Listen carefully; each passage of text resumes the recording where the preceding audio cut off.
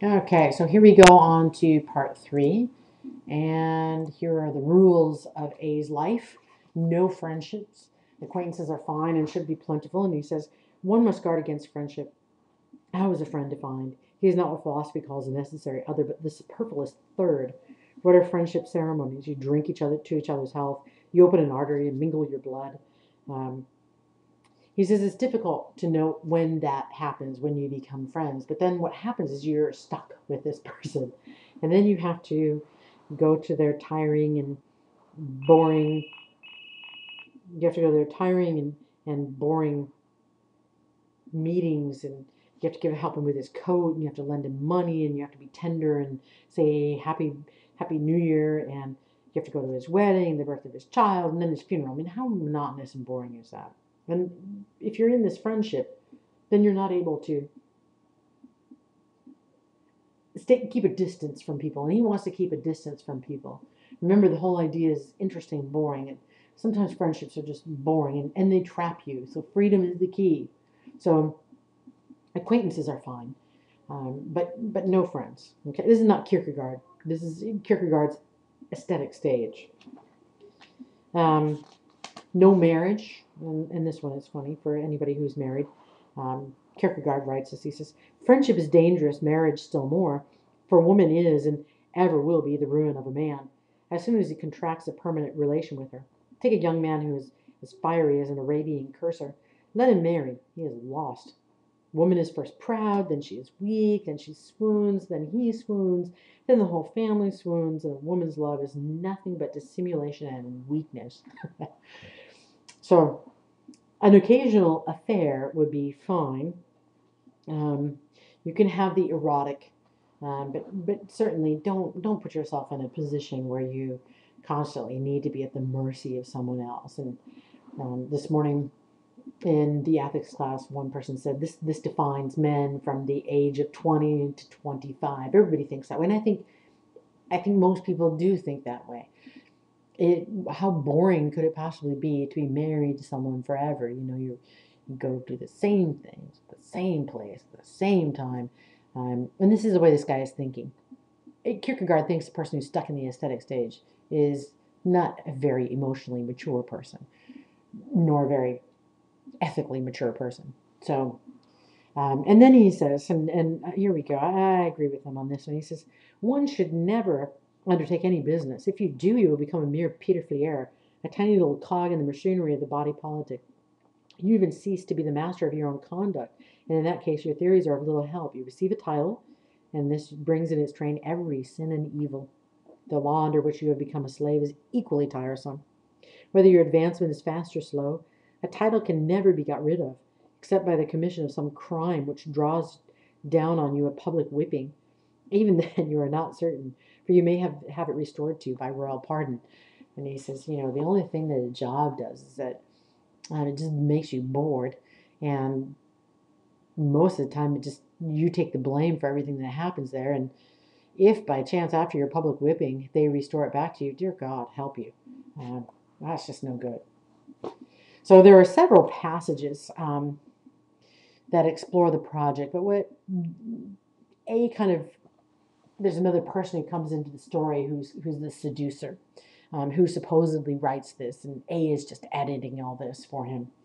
But we see the seducer who meets this woman Cordelia, and he's quite in love with Cordelia at the beginning. But of course, remember we have those rules about staying in control and distance, and so this would hardly be good for him. I mean, he writes on the 14th day, I scarcely recognize myself. My mind is like a turbulent sea swept by the storm of passion. He's in love with her. He says, if another could see my soul in this condition, it would seem to him like a boat that buried its prow deep into the sea. As if at its terrible speed, it would rush down into the depths of the abyss. He does not see that. High on the mast, a lookout sits on watch. Roar on, you wild forces, you powers of passion. Let your dashing waves hurl their foam against the sea. You shall not pile over my head.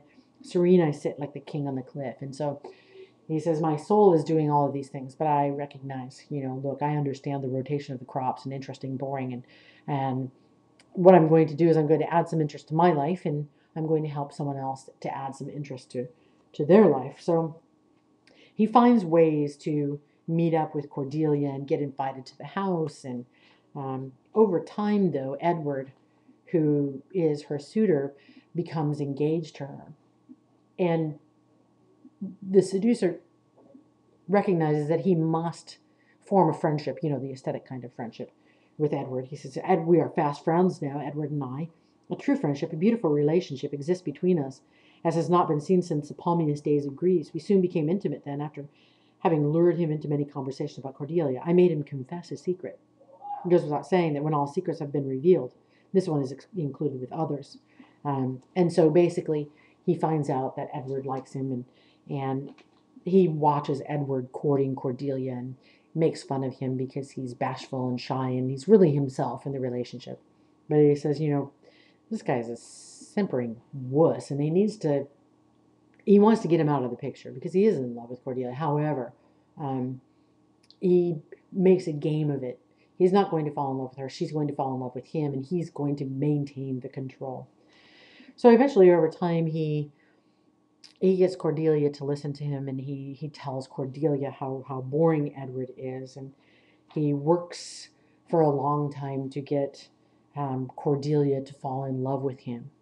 And he says, do I love Cordelia? Yes, sincerely. Yes, faithfully. Yes, in an aesthetic sense.